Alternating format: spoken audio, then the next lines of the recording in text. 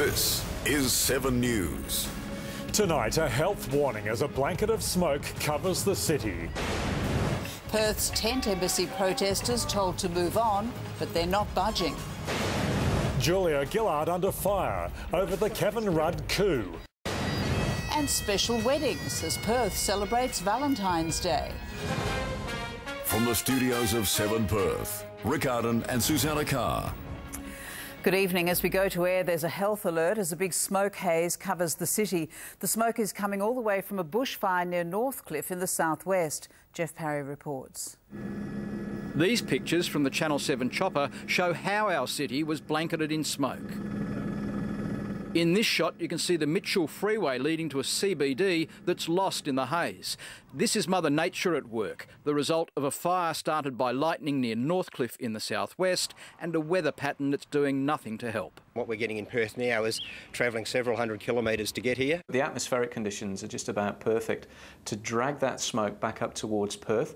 This satellite shot shows it best, winds whipping the smoke out to sea, then dumping it over Perth and as far north as Geraldton. And it's going to get worse before it gets better. If I understand it, you've enlarged the fire, so you've increased the volume of smoke. Well, we've got to get containment lines that we can secure. There's still a threat to surrounding properties around Northcliffe coastal communities. There's not a lot of encouragement for people who suffer in these kind of conditions, asthmatics, people with respiratory illnesses. There is a chance that tonight this smoke will be blown out to sea on easterly breezes, only to be blown back in again tomorrow morning on the westerlies. The Asthma Foundation says sufferers should stay out of the smoke as much as they can.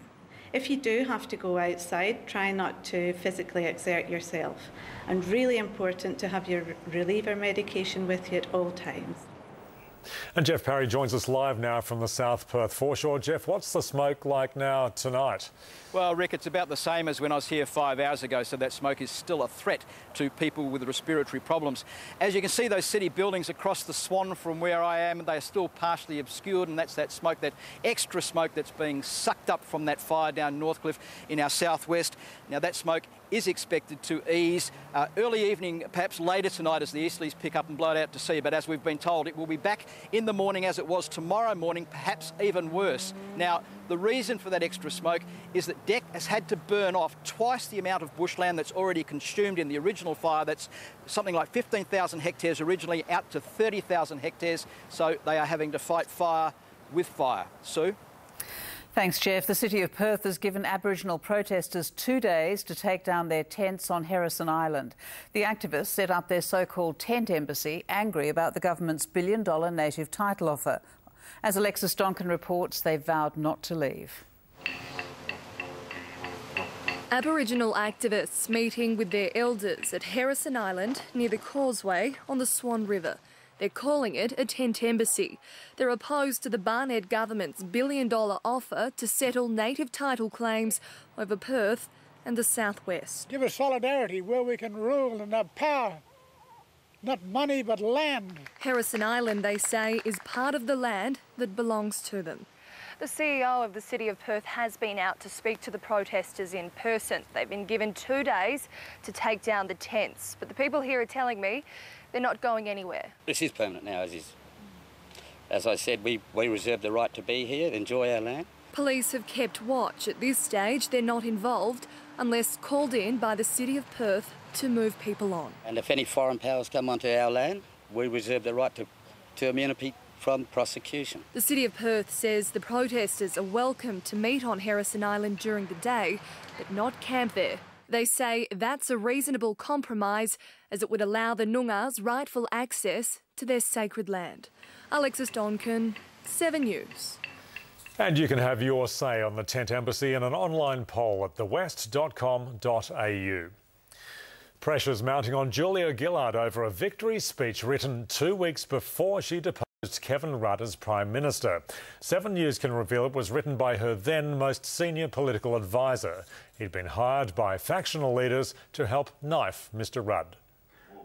At the National Year of Reading launch, the title of this award-winning book, Smoke and Mirrors by Kel Robertson, took on a broader significance for Julia Gillard after last night's revelations that an acceptance speech was prepared for her 2 weeks before she brought down Kevin Rudd. I didn't direct anybody to write a speech for me. Ms Gillard maintains she was drafted at the last minute to replace Mr Rudd and played no role in the months-long plot that brought him down. I made up my mind on the day. But 7 News can reveal the speech was written by her chief political strategist, John Whelan, then one of her closest advisors, seen here with ALP elder John Faulkner on the 2010 campaign trail. Mr Whelan, a respected Labor operative, joined Miss Gillard in the weeks before the coup at the recommendation of New South Wales right faction leaders. Congratulations.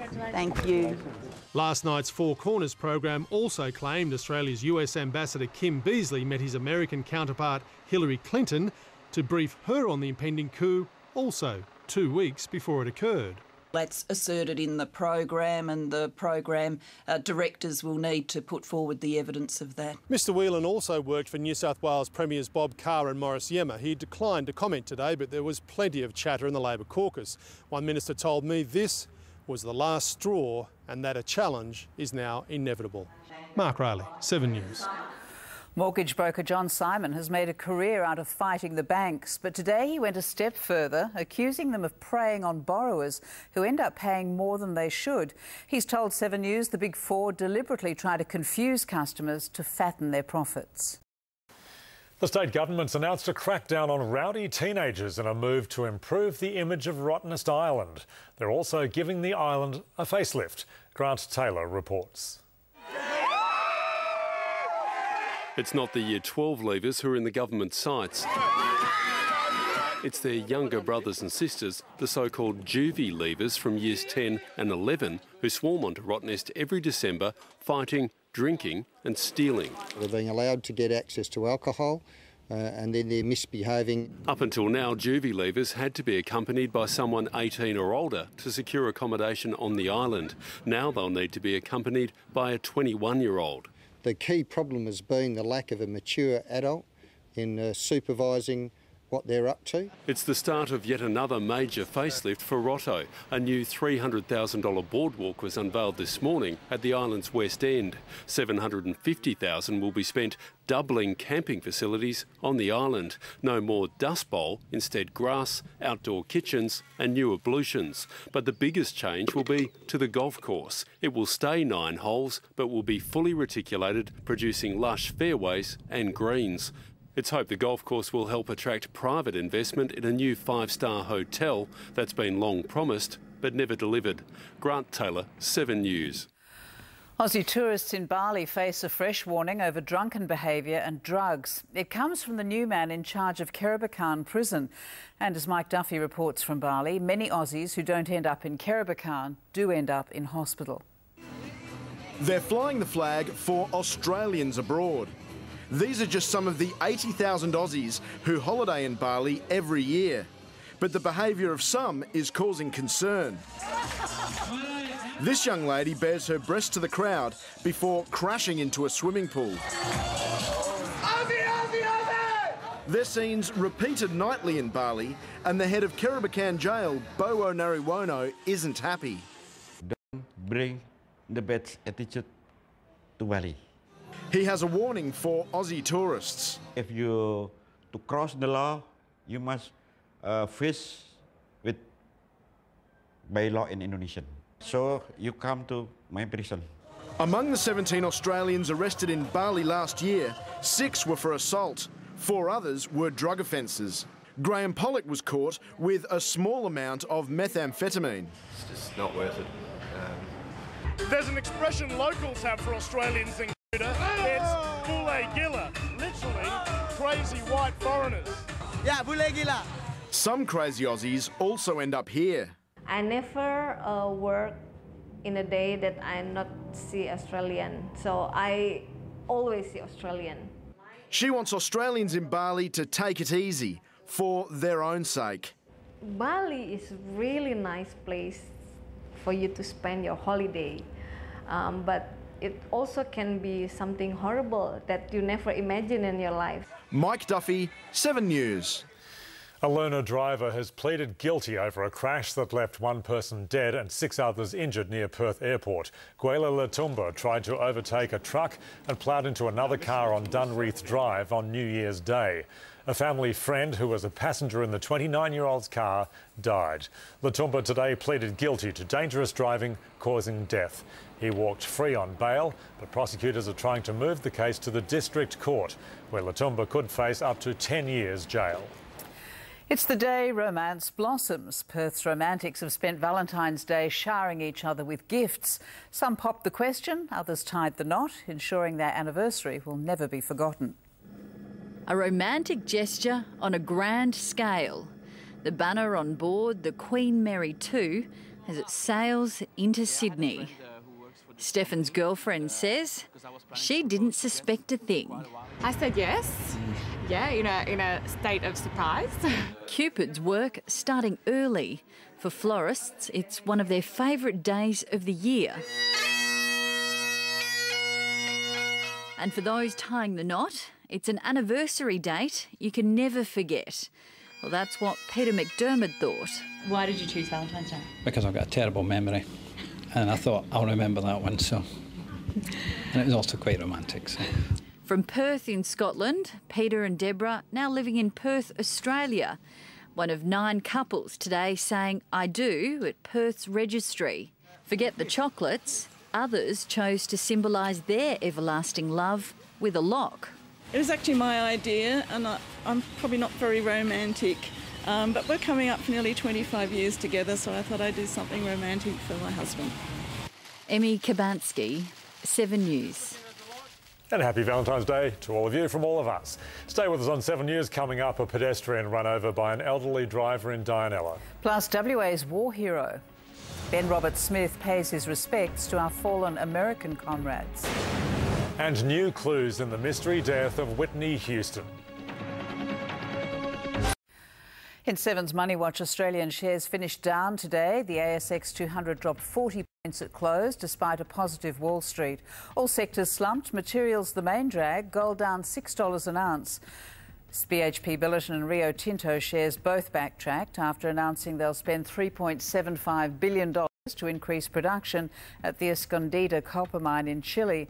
Banks and financials were soft. Bright spots. News Corp, which added 19 cents, and retailer Woolworths finished 28 cents stronger. $1 Australian dollar is buying $1.06 US cents. An elderly man is fighting for life after he was hit by a car in Dianella. The 71-year-old was buying his morning newspaper when he was knocked to the ground outside a service station on Grand Promenade and suffered serious head injuries. The hatchback didn't stop. It crossed the road, mounted an island and smashed into a bus. The elderly female driver wasn't hurt. Part of the road was closed for several hours. Police have concerns for a father and son who've gone missing on a 4-wheel drive holiday near Esperance. 55-year-old Desmond Brooking and his 30-year-old son Kevin are believed to be somewhere in the Cape Arid National Park east of Esperance. They haven't made contact with family in Victoria since Saturday. One of Australia's bravest soldiers has paid his respects to America's war dead at the Arlington National Cemetery near Washington. Victoria Cross winner Corporal Ben Roberts-Smith laid a wreath at the tomb of the unknown soldier. The West Australian then visited grave sites of soldiers he served alongside in Afghanistan. We work extremely closely together overseas. I've personally conducted quite a few operations with the Americans, and I was very honoured to be able to lay a wreath here today. Corporal Roberts-Smith later met Australian Ambassador Kim Beazley. Whitney Houston will be farewelled at a memorial service planned for later this week. Her body has been flown from Los Angeles to New Jersey, but as Mike Amor reports, the exact cause of her death remains a mystery. Even before we know what killed her, Whitney Houston's body left the Los Angeles morgue and was driven to an airport. She was loaded onto a private jet for the final trip home to her birthplace, New Jersey, where a memorial is expected later this week. As of right now, it's not a criminal investigation. We have concluded our portion of the investigation at the hotel. Photos taken inside room 443 at the Beverly Hilton reveal Houston's final meal, a turkey sandwich, burger and fries, and in what could be crucial evidence, beer and an empty champagne glass. The Los Angeles coroner's office denied reports and had told Whitney Houston's family that she did not drown, instead died of an overdose of prescription drugs and alcohol. The final cause of death will not be known for at least 8 weeks. The person could have suffered a heart attack or an embolism or something. And no matter what medications they're taking, until we run a tox and see the level and what's in the system, we're not going to speculate. Houston's ex-husband Bobby Brown arrived in Los Angeles today to support his daughter Bobby Christina, who is said to be struggling emotionally over the loss of her mother. In Los Angeles, Mike Amor, 7 News. Basil's here with sport now. The pressure is off John Worsfold. Well, a much different feeling going into this year, Sue. We'll hear from Woosh after the break, and the Giants name their skippers. 3 of them as Steve Waugh gives Kevin Sheedy a hand. And why Glory boss Tony Sage is bidding to start another national team. Hello, Natalia Cooper with you. Perth was blanketed by a thick smoke haze today. As you can see from these pictures, it's still hanging over the city right now, and it will stick around tonight, but southeasterly winds are set to push it out to sea early tomorrow. And it's a warm Valentine's night out there. Currently, it's about 25 degrees, relative humidity 64%. We had a top today of 30.7, around 20 past 2, and overnight the temperature dipped to 19 degrees. Around the metro area, Northam had a hot 35 today. Rottnest 10 degrees cooler, 27 the top in Lancelin. Around WA, that smoke haze, which has been caused by a bushfire in Northcliffe, stretched all the way from the southwest to Geraldton today. It was hot again in the Pilbara, 41 in Exmouth and 43 for Karratha.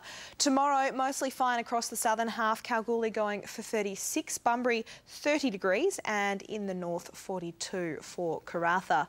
Over to the satellite, and there are some isolated showers and storms in parts of the Kimberley, Interior and Pilbara, but they'll be confined to the north and west Kimberley by tomorrow. Southwesterly winds push that haze over Perth today. Strong southeasterlies will push it out over the ocean tomorrow. When the winds swing back to the southwest in the afternoon, the smoke may head back over land, but most likely to the north of Perth. Across the country tomorrow, a hot 33 in Melbourne, showers clearing in Sydney and a possible shower expected in Brisbane.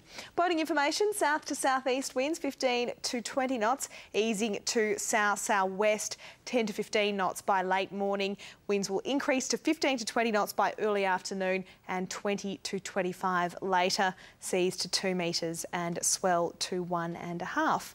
So some haze about Perth tonight, but the Bureau says it will probably clear by tomorrow. So tomorrow's forecast, sunny and 33 after a low tonight of 19 degrees. Then 33 again on Thursday, 32 for Friday. The weekend is going to be much the same, with temperatures climbing a couple of degrees early next week. Here's Oslotto. That's 7 News for this hazy Tuesday. Thanks for your company. Now here's Monica with Today Tonight. Nobody knows